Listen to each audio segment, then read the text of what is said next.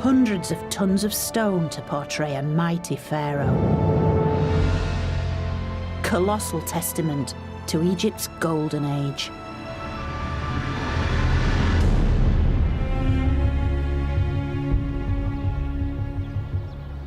I think it's probably here at the feet of the Colossi of Memnon we get a real sense of who Amenhotep III was.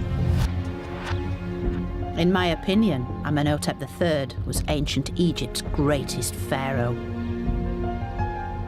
He presided over the zenith of Egyptian culture and civilization. He is the golden age. He is the epitome of everything that made ancient Egypt brilliant.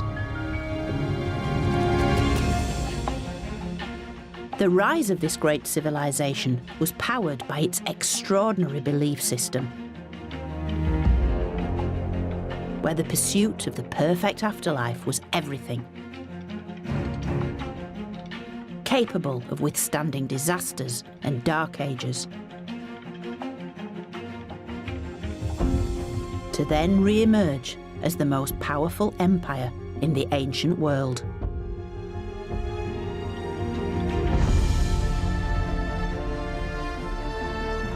In this episode, I'm going to enter what I regard as Egypt's greatest era, the New Kingdom. Whoa, what an amazing chamber. A time of luxury, grand designs, and unparalleled splendour. Isn't this absolutely beautiful? But like all good things, it couldn't last forever. Egypt's powerful religion would prove to be its greatest weakness. And I'll discover how the priests became so rich, their power struggle with the crown destroyed the very unity of Egypt. It was this very conflict that would transform this golden age into one of decadence and corruption, and would eventually tear Egypt apart. And by looking again at Egypt's greatest superstars, I'm going to investigate what really happened during the glittering New Kingdom. Welcome to my story of ancient Egypt.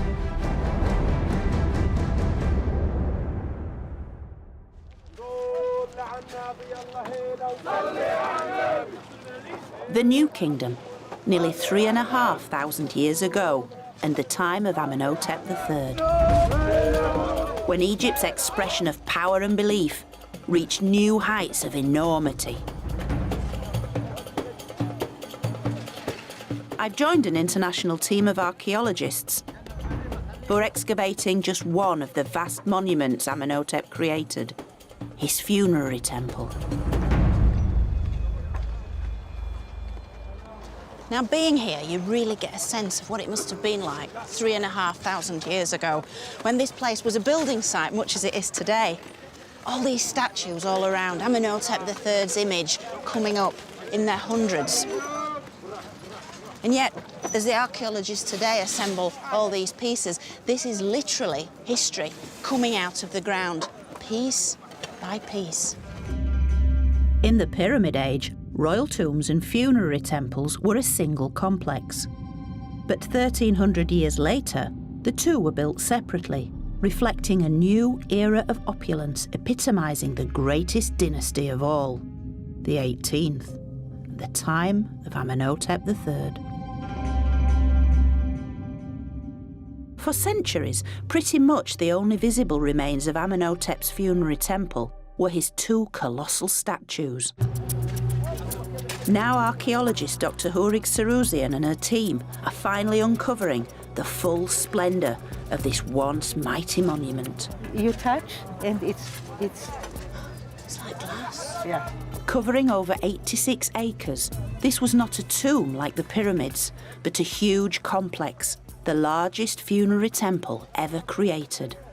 It's a massive, It's unbelievable. area. You have to imagine, this is only the major temple, the main temple. You have to imagine other temples, processional ways, Sphinx avenues, magazines, workshops, treasures, pools, gardens, priest house, administrative houses. All this was a big city in the capital. Overwhelming in size. This grand design was built as the place where his soul could be worshipped for eternity, while his mummified body was buried in the Valley of the Kings nearby. But during his lifetime, inside the temple, a permanent priesthood was employed, all ruled over by the pharaoh.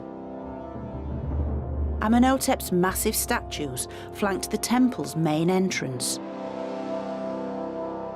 Beyond them lay a second pair, and then a third. Amenhotep's image repeated throughout the temple complex.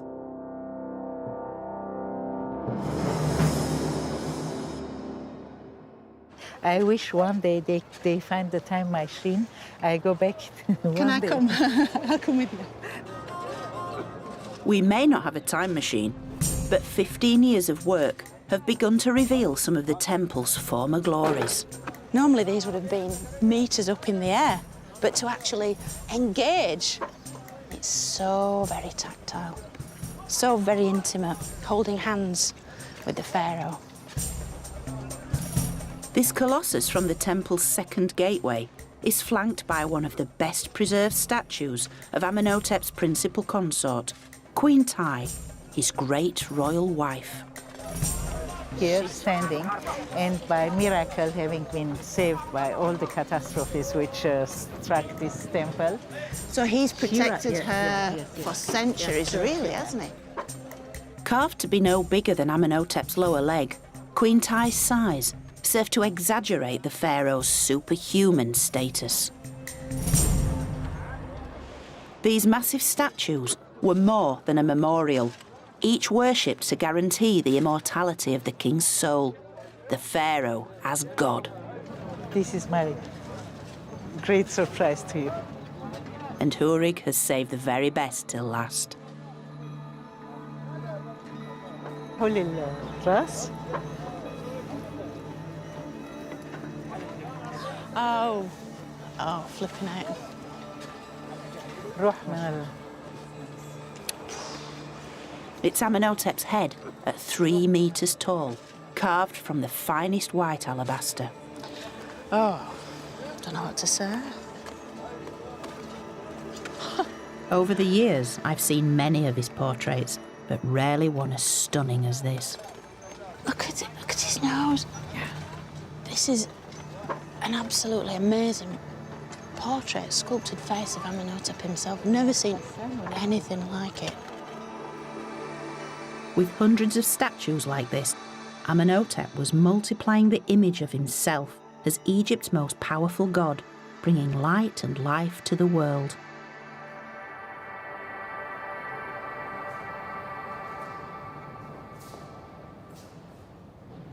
Because whoever controlled Egypt's religion controlled Egypt. And with it, a vast amount of wealth. Now, Amenhotep wore gold from top to toe, and he handed it out to his courtiers as gifts. But he also used it as a diplomatic weapon. Amenhotep's clever use of Egyptian gold is recorded on stone scarabs like this one. They served as the pharaoh's news bulletins, which he circulated around his empire with updates inscribed on their base. In this case, it was a new marriage of the king. It effectively records his marriage to a Syrian princess, a princess from the land of Mitanni. And it recounts how, having sent gold to the princess's father, he then sent out one of his daughters for the pharaoh to marry, so a kind of mail-order bride, if you like. It reports that her name was Kilahepa, and that she arrived from Mitanni in Syria, with no fewer than 317 ladies in waiting. Clearly impressed, Amenhotep added the comment, "It's a marvel." With this diplomatic marriage, only one of many, they were an effective way of securing peace and prosperity. Amenhotep was able to utilise his key resource, his gold, to kind of get everything he wanted to maintain his status as the supreme monarch in the ancient world at that time. Gold bought Egypt peace with its neighbours, with Amenhotep III's empire stretching from what is now Syria as far as modern Sudan. But within Egypt itself, gold had a different use and could even guarantee a fast track to the afterlife, emphatically expressed by a great treasure in the museum in Wigan. A stunning golden face.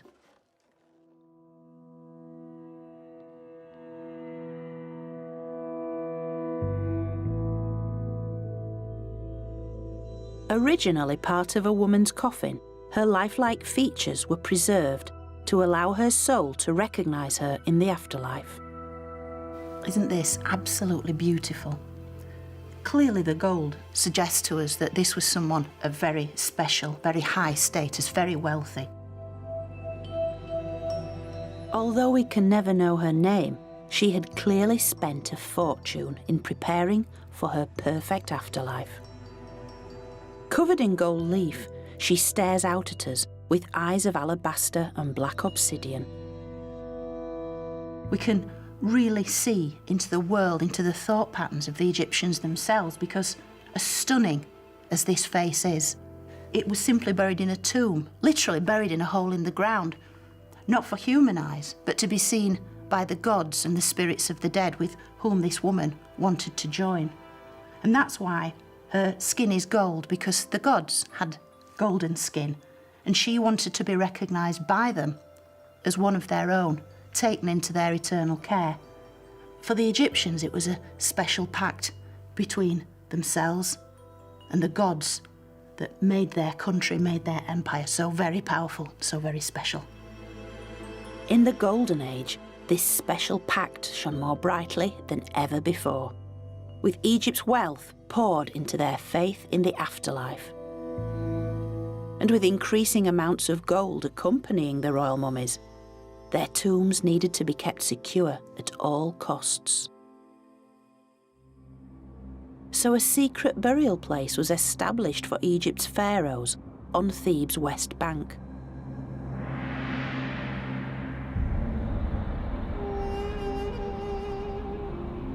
The Valley of the Kings.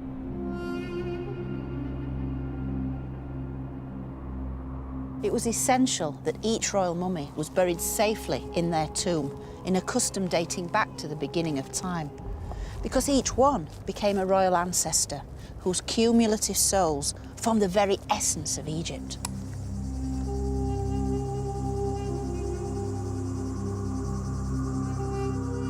The royal tombs had been desecrated once before, breaking Egypt's spiritual link to its ancestors.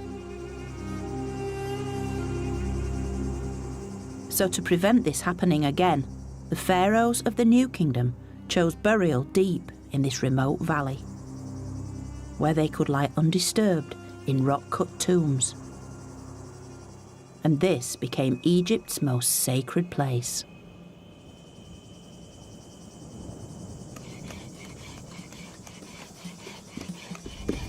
Such elaborate preparations for the afterlife also fueled a growing economy. And just as in the Pyramid Age, the industry of death shaped the lives of many ordinary Egyptians. For not only were there tombs to cut and temples to build, but statues, shrines, coffins, sarcophagi, and all the paraphernalia of the afterlife. And with this came all the ingenuity of sourcing everything from alabaster to granite to gold. This is a copy of the world's earliest surviving geological map, dating from around 1150 BC and the reign of Ramses IV. This map is a guide to the stone quarries and gold mines of a 15-kilometre stretch of Egypt's eastern desert. It's almost as detailed as a modern geological map, with different colours for the different rock types. So, over here, these large areas of black are the sedimentary rocks. Back here, where it turns pink, these are the igneous rocks like granite. Other little features include areas of gold mining, and then throughout you have this very subtle speckling, and these are the areas of gravel. Known to be very accurate, the map was made for one specific quarrying expedition. When 8,000 men were sent into a desert valley 130 kilometres from Thebes to mine stone for royal monuments.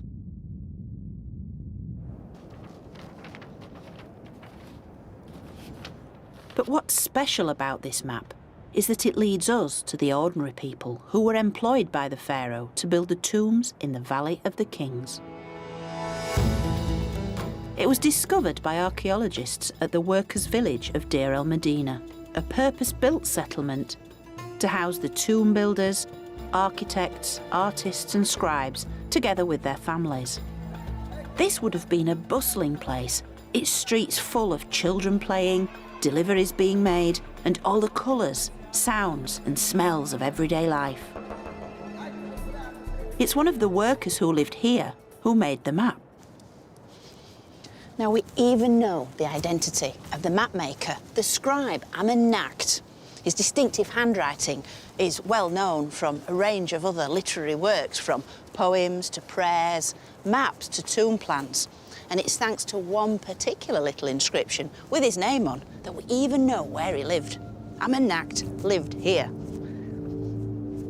This is the scribe's house.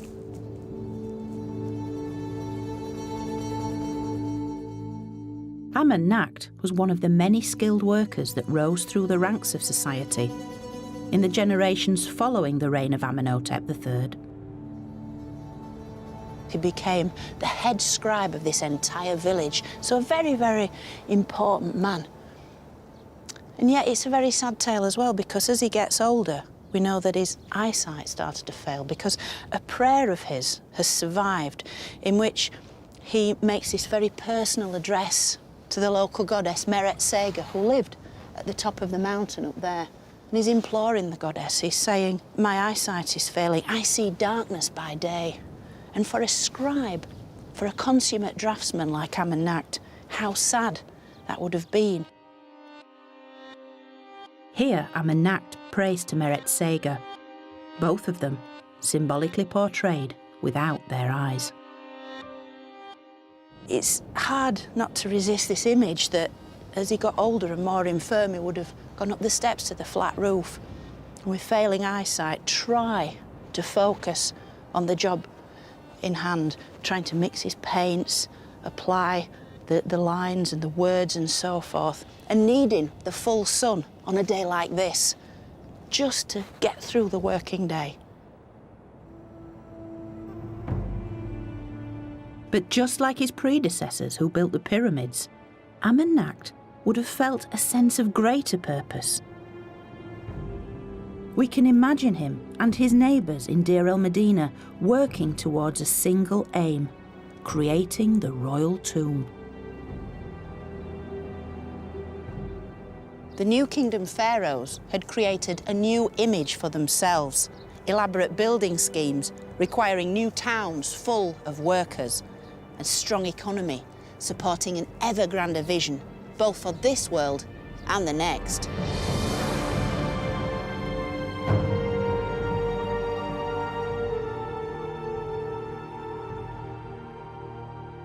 But the spiritual convictions that had brought Egypt to its zenith had also created a serious threat. In the New Kingdom, much of the Egyptian state centred on Thebes. While its West Bank was mainly dedicated to its city of the dead, the East Bank was where most people lived and the site of Egypt's main state temple, Karnak.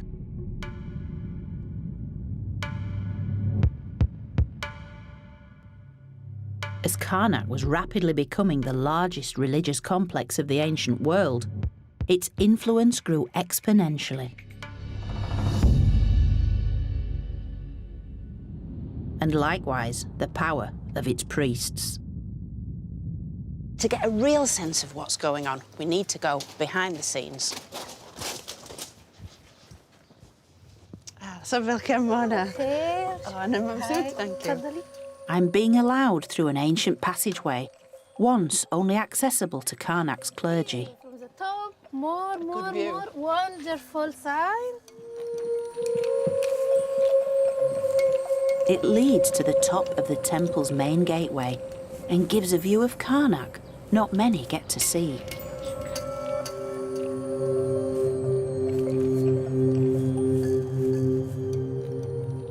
Just look at that.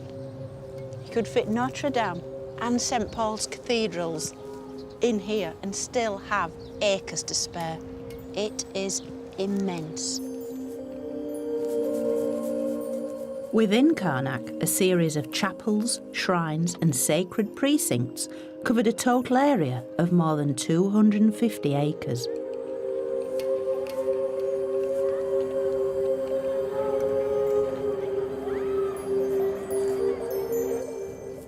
This was Egypt's religious heart for almost 2,000 years.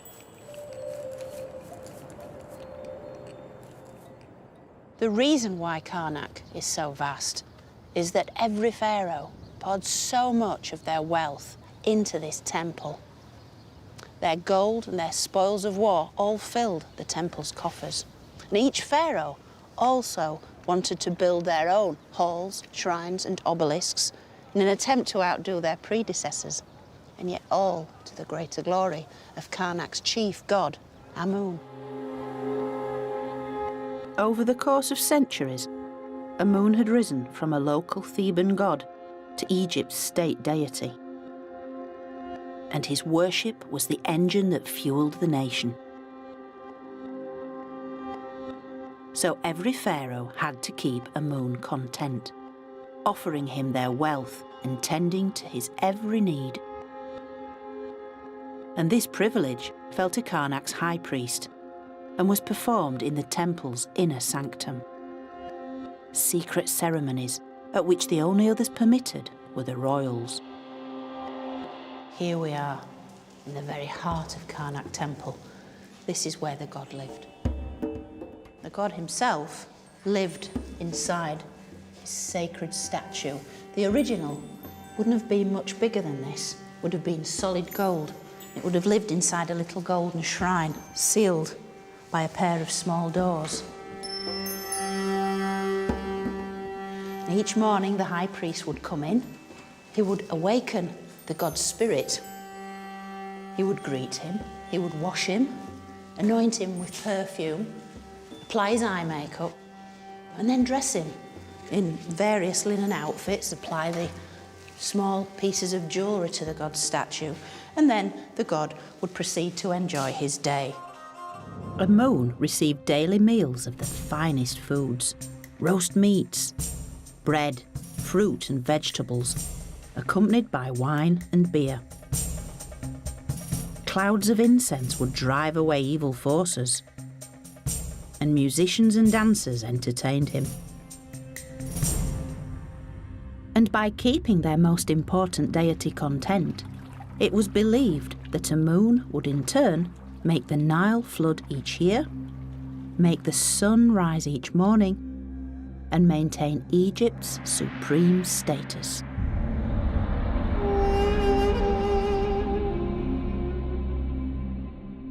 The high priest's direct access to Amun made them the greatest beneficiaries of Karnak's growing prosperity.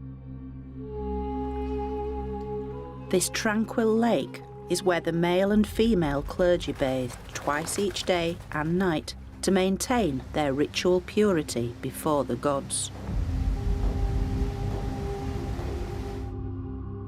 Known as the Pure Ones, they set themselves apart from the rest of society with their distinctive appearance achieved through their own set of daily rituals.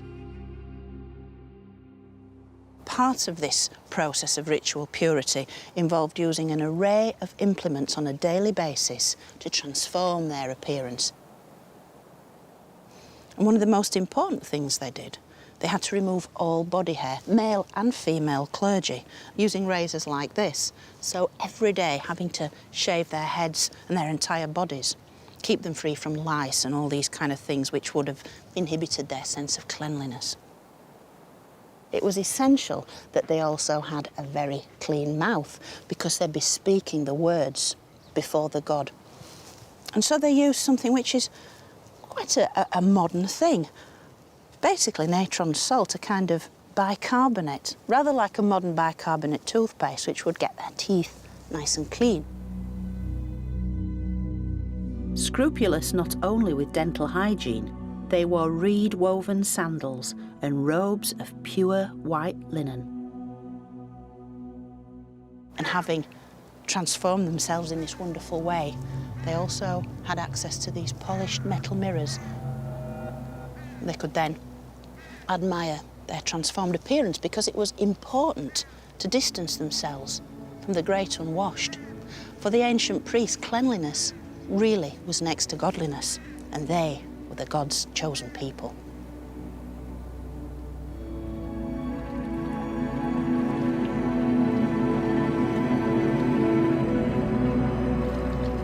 As the wealth and power of Karnak's priests grew, their authority over Egypt began to rival that of the king.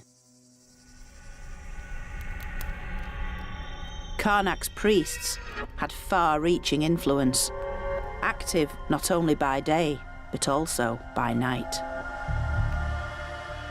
One of these priests was called Nakt.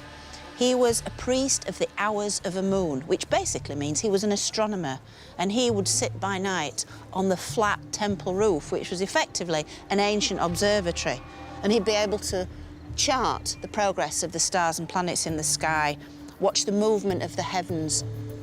And by doing so, the priests of Egypt were able to work out when to celebrate specific events. But of course, what this meant is that Karnak never closed. It was a 24-hour-a-day concern. It meant the priests were always there. It meant the priests were always watching.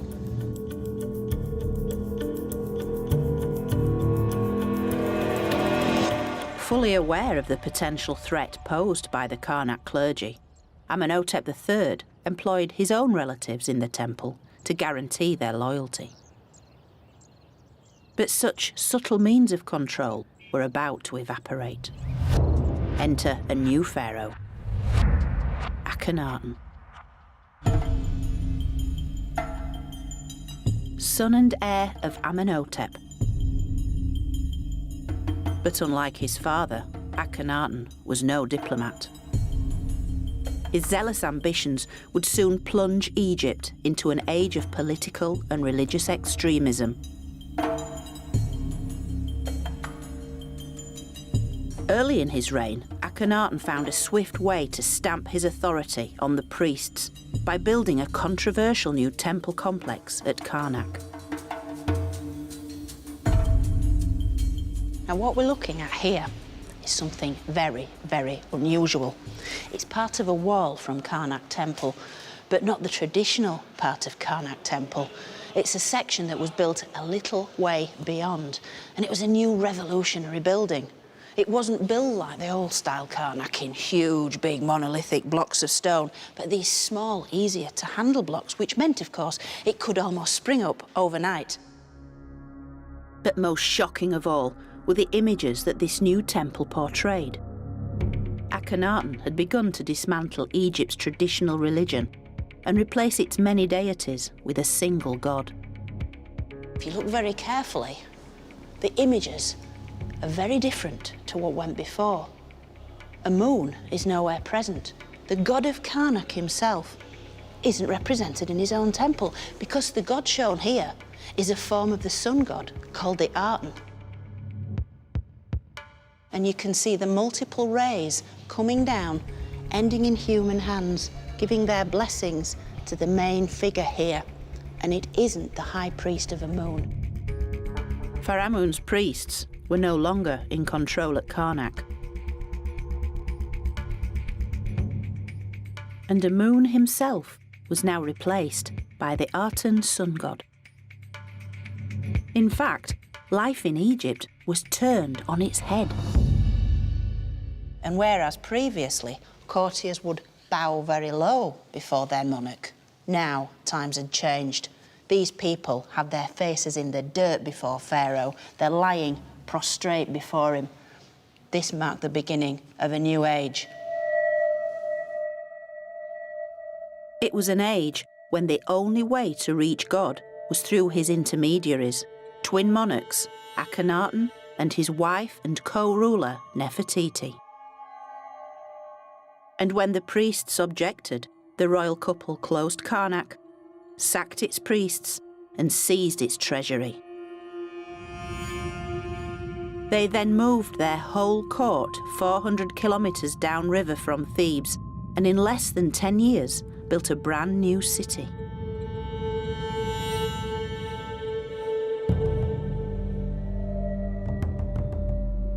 Known today as Amarna, its palaces, temples and tombs were filled with images of the Aten, the sun disk god. Gone were the multiplicity of gods to worship. Now it was the sun that was celebrated each day with hymns, prayers and offerings presented on a truly lavish scale.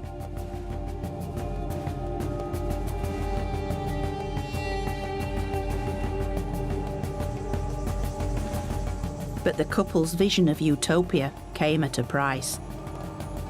And when Akhenaten died after a 17-year reign, Egypt was bankrupt.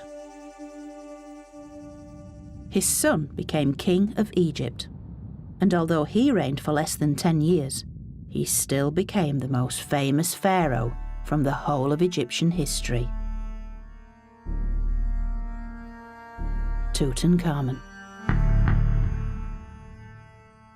His treasure, discovered by Howard Carter in 1922, was the most famous archaeological find of all time. Tutankhamun's mask is the epitome of ancient Egypt. So very familiar, yet, like so many of his treasures, holding a long-standing secret.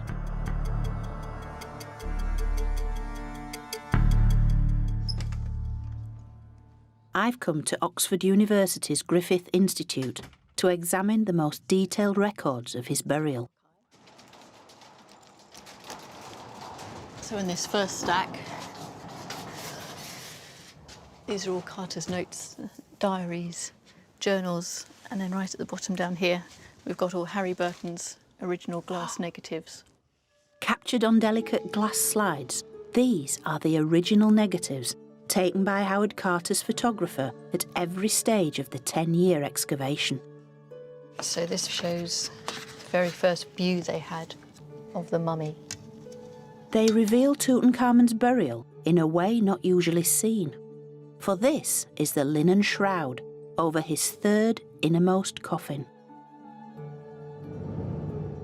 This is as if the embalmers have just finished. The family have laid their wreaths and floral tributes before the lid finally went on. What a privilege to actually see this in black and white. Wow. That's pretty profound, isn't it?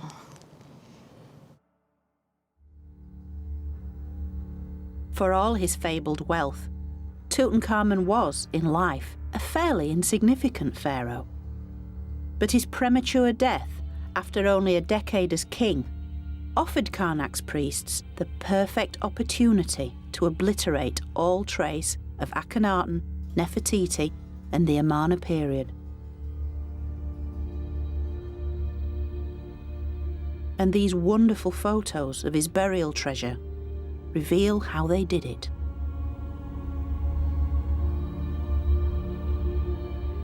On his famous golden throne, Tutankhamun and his wife Ankhesenamun are depicted together. But all is not what it seems, as recent research has discovered.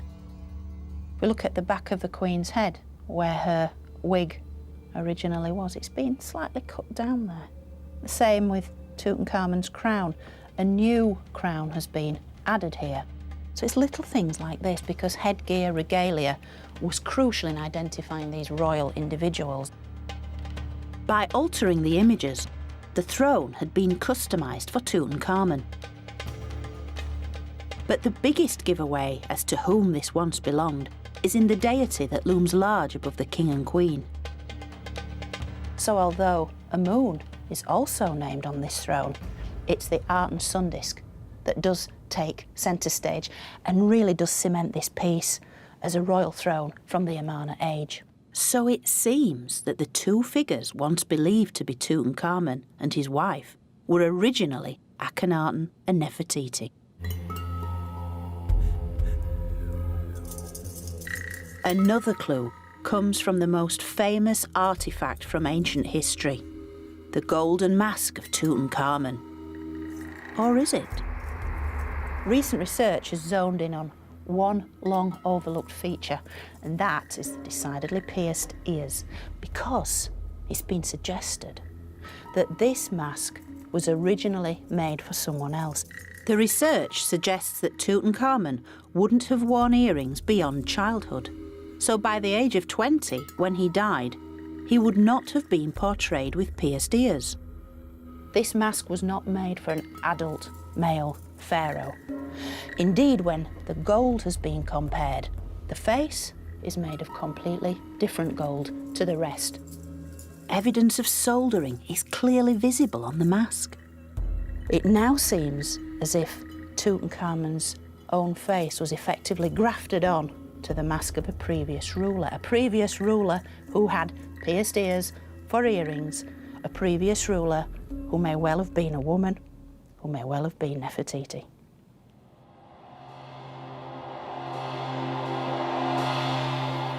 In fact, it's estimated that around 80% of the objects found in Tutankhamun's tomb originally belonged to either Akhenaten or Nefertiti. And with all of it dumped together like this, it was a kind of spiritual decluttering. As far as the priests were concerned, all this was tainted gold, and so the burial of Tutankhamun was the perfect opportunity to bury the unwanted past forever.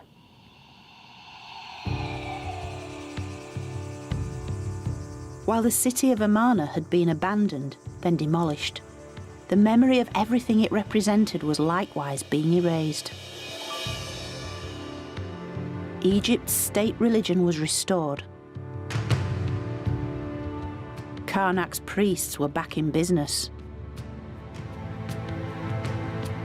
And Thebes was once again the seat of sacred power.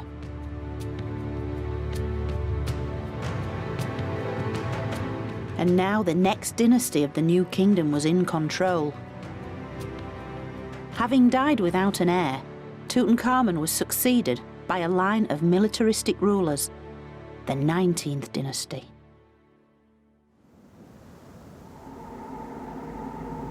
With no direct royal ancestry, the new dynasty needed to reconnect with Egypt's illustrious past. So it reinstated traditional beliefs in a renaissance led by one of its most influential rulers, Seti I. His tomb in the Valley of the Kings is the largest pharaoh's tomb ever created here.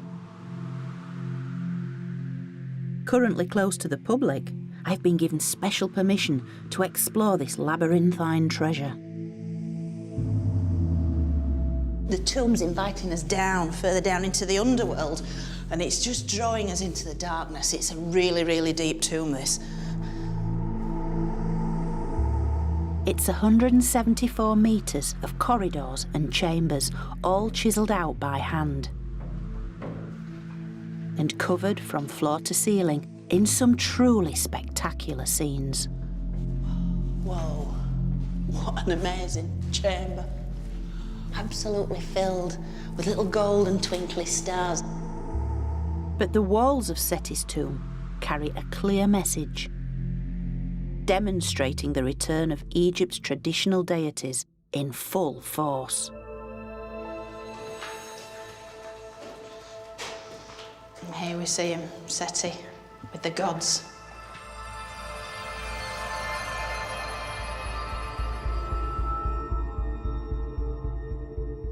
This is a brilliant chamber. It's repeated images of the pharaoh Seti with the gods. The gods are back, and he's keen to show that. And so we see him here with Anubis, the elegant black jackal god of embalming and the dead. Here Seti is making offerings to Hathor, the maternal goddess of love who takes all dead souls into her care. And Horus, the god of kingship, wearing the joint crowns of Upper and Lower Egypt. Then Seti makes the strongest connection with Egypt's past in the portrayal of the ultimate deity in the tomb, Osiris, god of the underworld. He represents every single pharaoh that's gone before Seti. He represents the accumulated powers of the royal ancestors, and Seti is keen to show himself in the company of Osiris. He's tapping in to that greatness that made Egypt such a strong nation. Every image, every hieroglyph in Seti's tomb harks back to the golden age of Amenhotep III. And continuing with this golden legacy, Seti's reign was a true renaissance of art and culture, with the ultimate jewel in his tomb, his burial chamber. That is absolutely superb.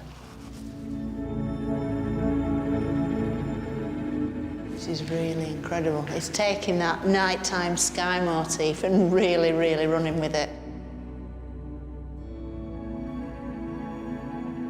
This is the night sky as seen through the eyes of the astronomer priests. And this is where the royal mummy would have lain in its alabaster sarcophagus, allowing Seti's mummy, Seti's soul, to look up at this spectacular ceiling.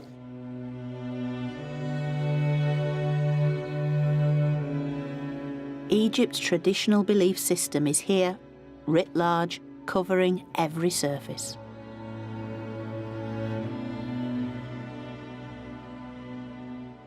Egypt was back.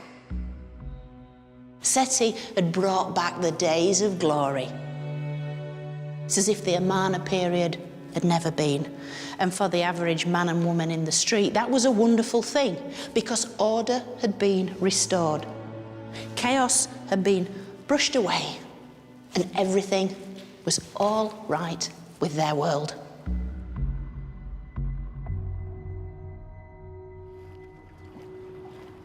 The golden age had been restored. But not just for the larger-than-life pharaohs with their glorious tombs and vast monuments, but for the majority of Egypt's population too. This included the inhabitants of Deir el-Medina, the tomb builders' village near the Valley of the Kings. At the edge of the village was a great pit, the community dump, inside which were discovered tens of thousands of pieces of pottery and stone, covered in pictures and words. Written in hieratic script, a kind of hieroglyphic shorthand, these are the ancient Egyptian equivalent of post-it notes, shopping lists and text messages. This is the kind of stuff that speaks to everyday life, what's going on underneath the surface. With the help of hieratic expert Dr. Glenn Goddenhoe, we can catch a glimpse of this intimate world, far away from kings and gods. Which is your favourite amongst these ones? I always go to this one. This is really nice because this one's basically a list of stuff you take to a party. What you've got is tabulated information. So you've got vertical and horizontal lines, and in each of those spaces you've got a name and the stuff they brought to that particular event. I mean, this person here, the name's missing from this, but this person bought the most stuff, about 11 items. We've got bread, for example, being brought along. Next down we've got some beer, so 1 jug of beer. As well as beer and bread, it lists a veritable feast. Fruit, 20 pieces. Beans, 1 jarful. Fish, meat, and even a cake. The thing I like about this is that idea of a community coming together. It really does make the ancient Egyptians that more real, because we can relate to them. We all like a good party. But of course, life isn't always a party, and people fall on hard times. This fragment begins with a story of a breakup. Hesisu-Nebef divorced the Lady Hel. And then it goes on to record a heartwarming story of support from its anonymous author. He seems to have wanted to look after this Lady Hel. And so the text goes on, and it says that the author of this spent 3 years giving 1 measure of emmer wheat to Hel every month. But it doesn't end there. So she gives to the author here a sash, so a piece of clothing. And she says in this line here to offer it at the riverbank. The riverbank is where the market was, right? And she says that she'd like 1 measure of emmer wheat for it. But no one wanted it. Oh. So yeah, the text goes on to say that the author tried to offer it down at the riverbank, but he gives a customer review. It's right here. 1 word, bean, which means bad. Oh, yeah. So really it wasn't sad. even worth 1 measure of emmer. So that is sad, but the author's such a good egg that he says that he buys it off of her for well over the market value of this thing that wasn't even worth 1 measure in the first place anyway. Nice guy. Pity we don't know his name. Yeah, it's a real shame. It's a real shame. But at least we have his words. One of the many voices from Deir el Medina, which still speak to us across 3,000 years of history, telling us of the highs and lows of lives, familiar to us even today. For most people, the New Kingdom had been an age of plenty. But it wasn't to last. The golden era of wealthy pharaohs was becoming ever more superficial.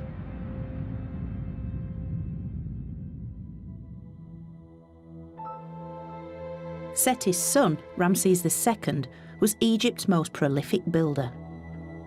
Overspending on ever more ostentatious monuments, the best known of which was his temple at Abu Simbel. But such over-the-top building projects emptied the royal coffers, as did a series of costly foreign wars. So by the time of Ramses III, the cracks had certainly begun to appear. As inflation increased, supplies in the state granaries ran low. So the grain which formed the monthly wage rations of state employees like tomb builders and artisans was no longer paid when due. And it sparked the first recorded labour strike in history. It happened in 1155 BC, when the tomb builders began to complain that their food supplies hadn't been delivered. And when it happened again the following month, they simply downed tools, marched to the nearest temple, and shouted, "We are hungry." To make sure their grievances were heard, they staged a sit-in at the temple. But the state's response only added insult to injury. Local officials could only hand round a delivery of pastries, not much use to anyone. The indifference of the authorities provoked many more weeks of protest. Their grievances only increased, and soon the striking workers had taken to shouting out at passing authority figures, including the mayor.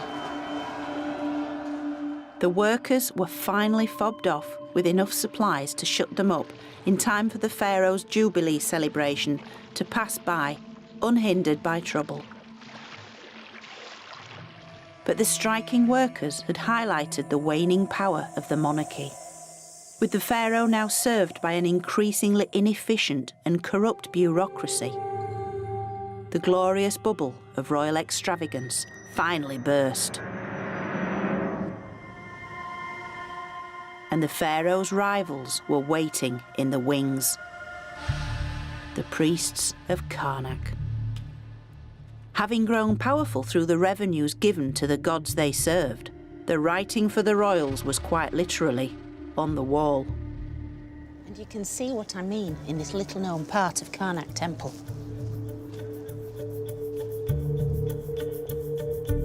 where the high priest is making a very bold statement, but only if you know how to read the footnotes.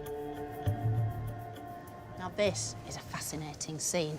We have the pharaoh, Ramses IX, and he's facing his high priest shown here. But there's something extraordinary about this scene because for the first time, the pharaoh and the priest are shown on exactly the same scale. They are the same height. That's why the priest is looking so pleased. He has his arms raised as if in triumph. Because these guys are so clever, they've actually got the pharaoh standing on a box. So he's a fraction higher, and yet in reality, they're the same height. This really shows that the priests are in power. They're basically saying to the king, we are the same size as you. Therefore, we are as important as you are.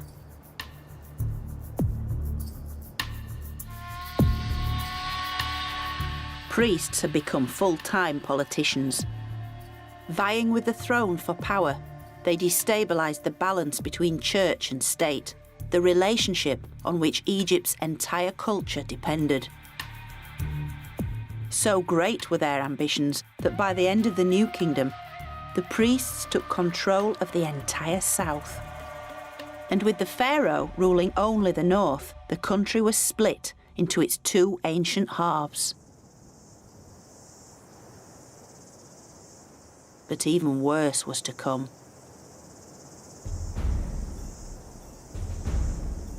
It's at Medinet Habu, Ramses III's funerary temple, that we can find out just how little interest these politician priests now had in the royal afterlife. They were only concerned with their own status and their own wealth.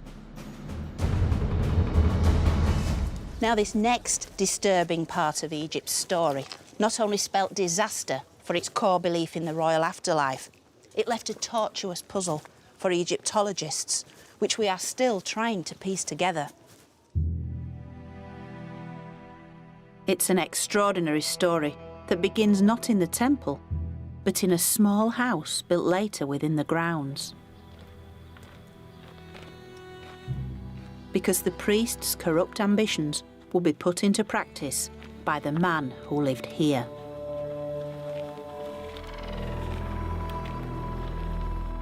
His name was Buta Amen, and as an Acropolis scribe, he worked in the nearby Valley of the Kings.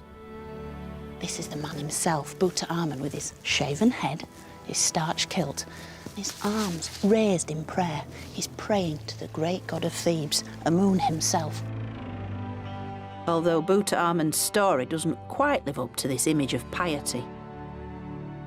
Because it was here that he received a letter of instruction from his boss, the high priest of Karnak. This is a copy of that letter, and its contents are mind-blowing because the high priest is telling Buta Amen, go and perform for me a task on which you've never before embarked. Uncover a tomb among the ancient tombs and preserve its sealed door until I return. And although this language is quite euphemistic and cryptic, both the sender and recipient knew exactly what it meant, and it would have a profound impact on Egypt. Buta Amen had been promoted.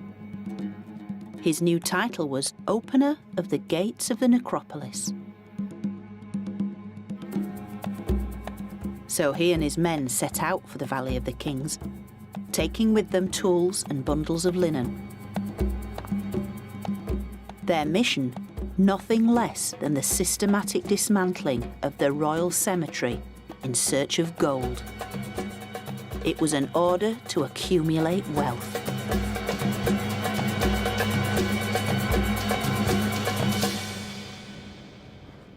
Tomb robbing itself was nothing new in ancient Egypt. But what's different about this looting is that it's an order from the ruler of Upper Egypt, the high priest himself. This is looting sanctioned by the state.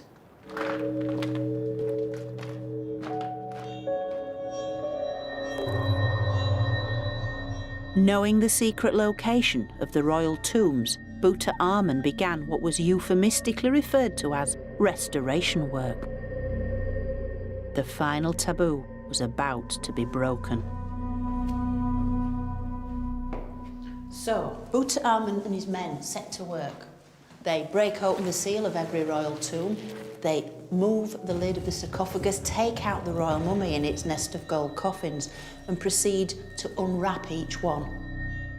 Next, they strip them of anything of value, gold masks, jewellery and amulets, all taken for the temple treasury. As for the mummies, they're rewrapped in fresh linen and all buried together. For the cash-strapped priests, these royal tombs were no longer inviolable, but little more than a series of dead bodies resting amidst the gold they needed to achieve their political aims. So for 20 years, this very tomb became one of Tutankhamun's rewrapping workshops, where archaeologists found fragments of the gold prized from royal coffins, traces of the lost treasures of numerous pharaohs.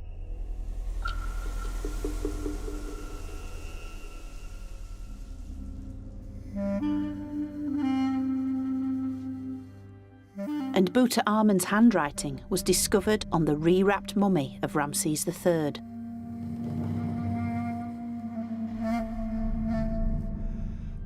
With no regard for the sacred, even the great pharaoh Amenhotep III ended up repackaged in the coffin of Ramses III, covered with the ill-fitting lid of Seti II.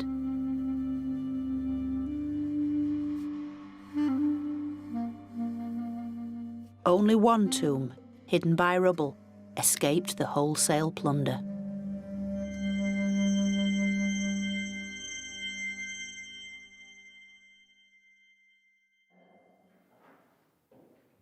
Yet the ultimate violation of ancient Egypt's soul was now complete. Clearly, the priest-kings of Karnak had got what they'd always wanted, absolute power. No longer interested in the royal ancestors, who were simply a source of revenue to be robbed and discarded. The devout had become cynical, and the royal afterlife, nothing more than an illusion.